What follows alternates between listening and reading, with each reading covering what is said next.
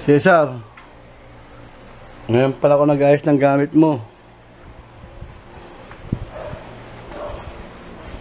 Hanggang dito umabot ang tubig. Ganyan. Pero ito, ganyan ang ayos niyan. Nung hanggang dito umabot ang tubig siguro. Yun ang tansya ko kasi yan ang sabi sa akin. Pero ito, ganyan ang ayos na nakabalagtad. Pag binubuhat ko siya, may umaalog. Ito, puro putik pa oh. Basang-basa pa oh. Ngayon pala ako mag-aayos. Ayusin ko lahat yan, tanggalin ko lahat yan kasi sa ilalim nun, putik, basa.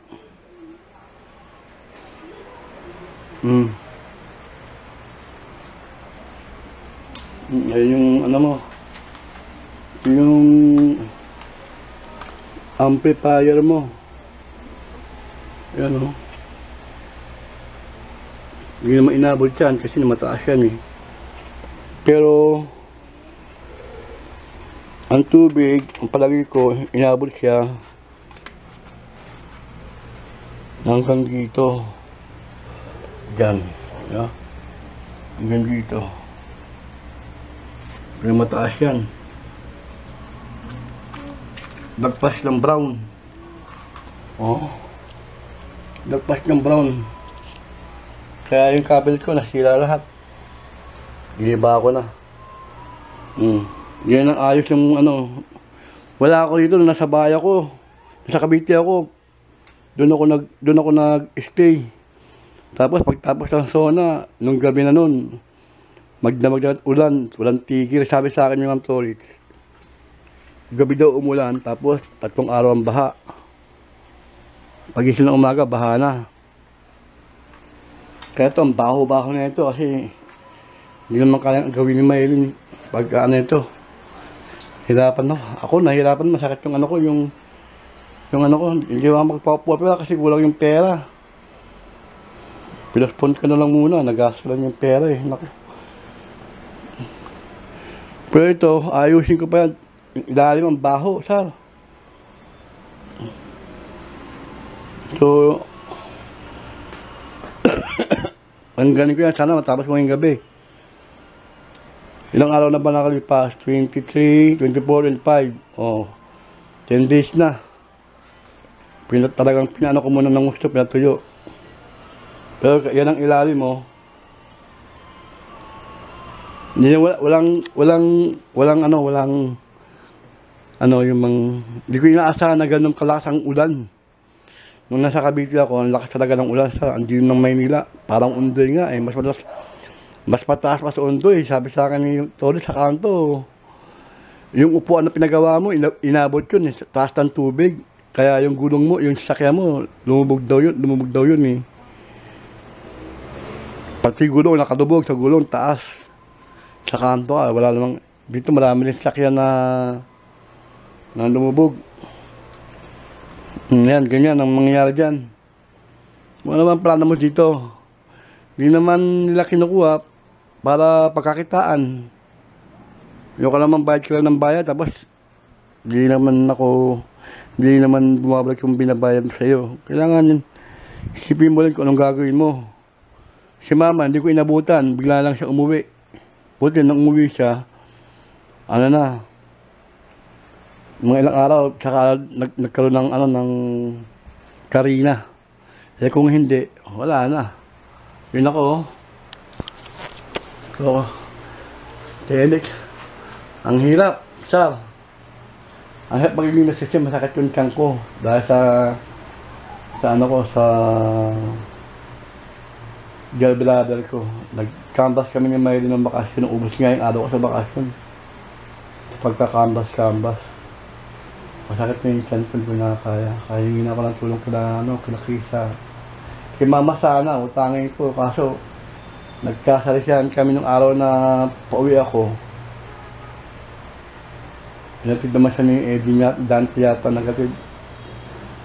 Nauna siya umalis, tapos nabukasan niya ito. Nakalis na siya. Ito, ayusin ko lahat ito. Babasahanin ko, ang baho sir, ang baho. Ang baho. Ewan ko ba't ang baho kasi sa ano yan eh. Ganyan, no?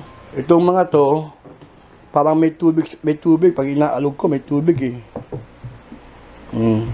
Kaya ang gagawin ko, patiin ko na lang muna sa ano, painit natin hanggang sa mag-evaporate yung tubig. Kasi pag tinayo ko yan, baka biglang maano yung mga ano, mabasa yung speaker. Ewan ko. Ha?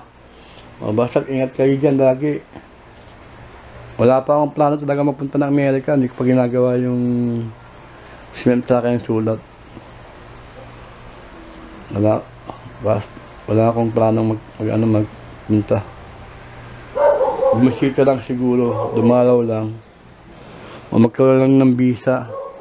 Good for 10 years. Tapos balik papunta-punta pasyal lang. Pero yung mag-stay dyan, wala lang pamilya dyan. O, siya lang naman ako, si Miles lang.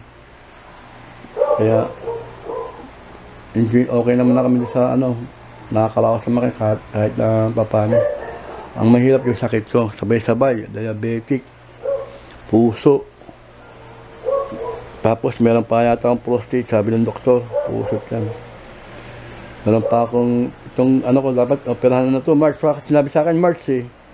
Inabot na ako ng ilang buwan ng bakasyon, ito lang inasikaso ko.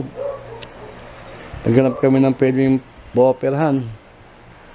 Inuna ko muna yung pagpapabot ng ngipin ko. Nabunutan na ako ng ngipin. Wala na akong ngipin. Tapos kasi naman siguro mga second week ng August. Sana matiis pa yung sakit ng ano ng tiyan.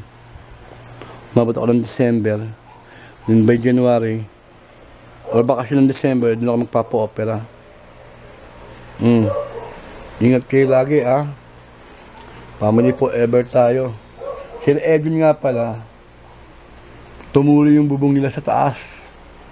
Sabi sa akin, nung katulong nila. Parang naikwento sa akin. Tumulo, pati kay mama, tumulo rin. Eh, wala naman na akong pakialam dun kasi wala na akong susi. Hindi ko na, bahala na siya doon kung gusto na siya o hindi. Basta, ang gusto ko lang, pahabain ang buhay ni mama. Hindi ko na siya kukontrahin kung anong gusto niya, gawin ko na lang. Anyway, pagka wala naman siya iniwan ng testamento, mag-usap-usap lang tayo. Mag-usap lang tayo. Ha? Okay? Ito yun, no? Basta ingat ka. Love you, bye-bye. August, na yata, 4 or 5 na ngayon. Sa next week, absent ako ng sanding ko para maayos ko lahat to. Kasi hirap yung pagpasok ko ng bayan, baho. Yan naman mga maka sa school, dire-diretso na yung klase ko. Ang dami ng trabaho.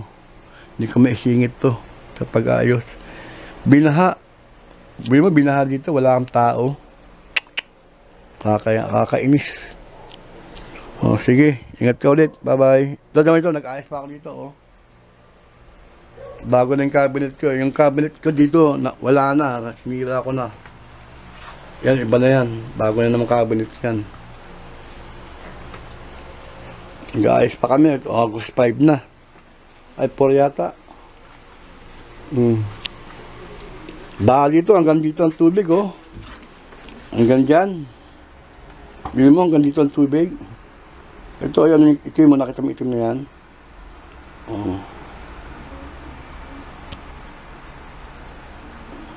Yan, o, yung itim na yan, nakita mo.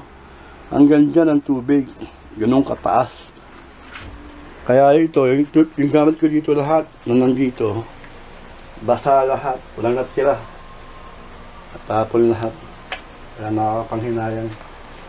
Tagal panahon na ingatan, sandali lang, pero okay lang sa akin kasi tanggap ko naman eh. Maluwag sa kalooban kasi sabi ko nga sa'yo, handa naman na ako. Okay? O, ingat ulit, bye-bye. Pasko lang sa sukulat na magamit mo.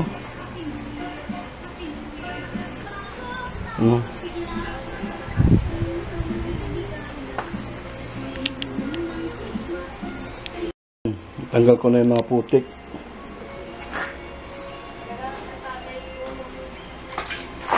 Ito.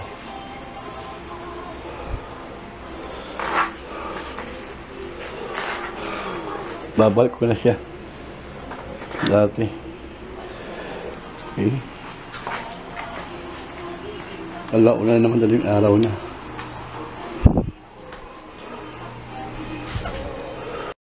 Dapat na matapos, Cesar.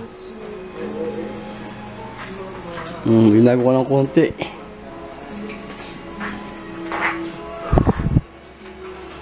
Ito na lang, ayusin ko. Tapos na. Basahanin ko pa yan. Oh, yan na yung bagong ayos. Pagod na ako, sir. Alas 2 na. Tulog na ako. Yan yung bagong ayos ng gamit mo. Siksik ko, nadumis ako ilalim niya, kaya tanggal na yung baho. Mababay na. Comment ka lang kung may sasabihin ka. Okay?